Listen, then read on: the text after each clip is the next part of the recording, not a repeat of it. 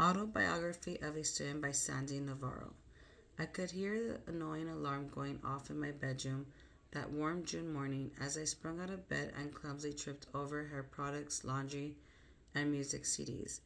It was the first day of ninth grade, and I was entering an entirely different school with all new students. My mind was racing with the possible outcome of the first day of high school.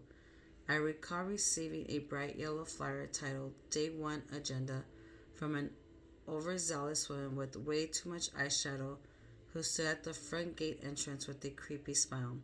Welcome, new students. Welcome to the best years of your young lives, she exclaimed. If she was a precursor to the weirdness to come, then my anxiety was justified. All I knew that I was being thrust into this new world full steam ahead. One thing was certain, I wasn't ready. I knew there would be challenges for me, especially the dreadful introduction to the class. The mere thought of speaking in front of a new face causing so much inner grief that it made my stomach hurt. I remember walking slowly towards the classroom like a death row prisoner walking his last steps into the execution chamber. I wasn't prepared to experience what occurred next, but it shaped my life in academics and teaching. I understand that I needed to overcome this anxiety somehow. I didn't know nor I did expect the help would be in the form of culprit, the teacher. I found myself surrounded by a group of students who all seemed to be aware of the introductions and did not seem nervous at all. Suddenly it was my turn. I stood there behind the lecture, palms sweaty, my heart racing and voice trembling. A kind voice walked and stood beside me and casually started asking me questions with a big smile. She asked what my favorite color was, what my favorite book, what my favorite rock band. Suddenly it seemed as if it was just her and I, no one else in the jam-packed classroom. This icebreaker would work wonderfully.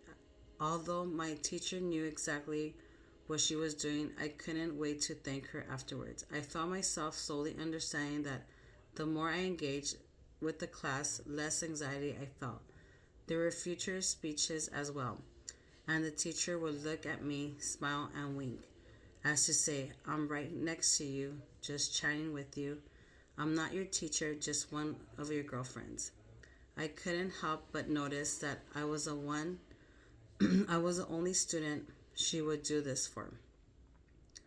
The other students seemed to be all natural speakers and didn't show nervousness at all.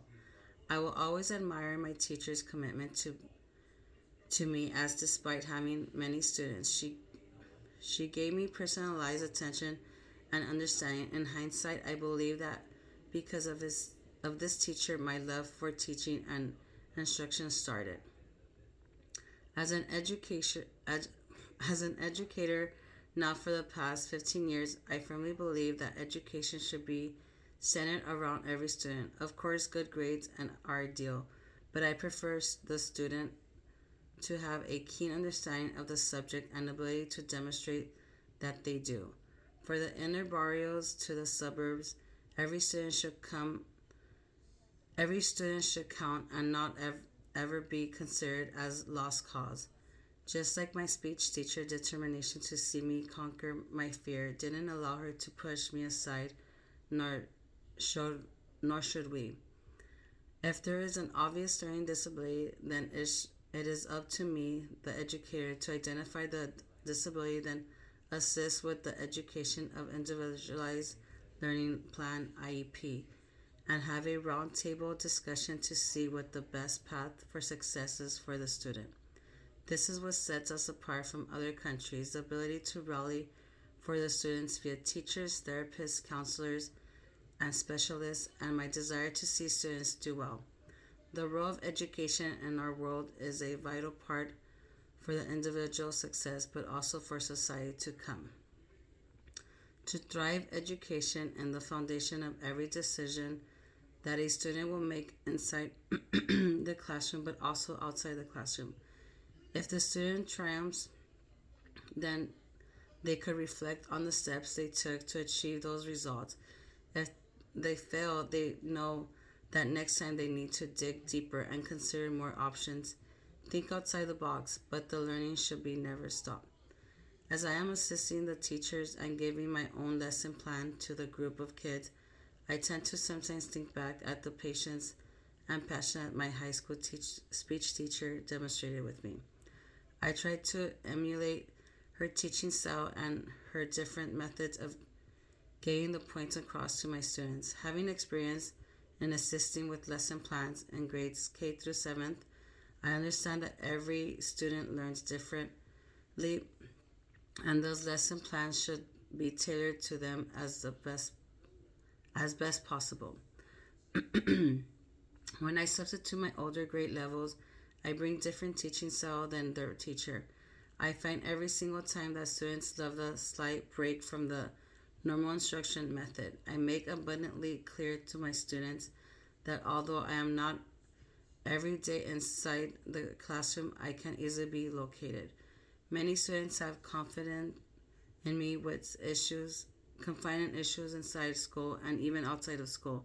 I am forever grateful that I could be seen as not only a teacher assistant, occasional substitute, but also a mentor. The passion that excitement when my students fully comprehend the lesson, it is a motivation that keeps me fully involved in every way possible. I am certain it will as well for my speech teacher years ago. This is a picture of me the day I subbed kindergarten.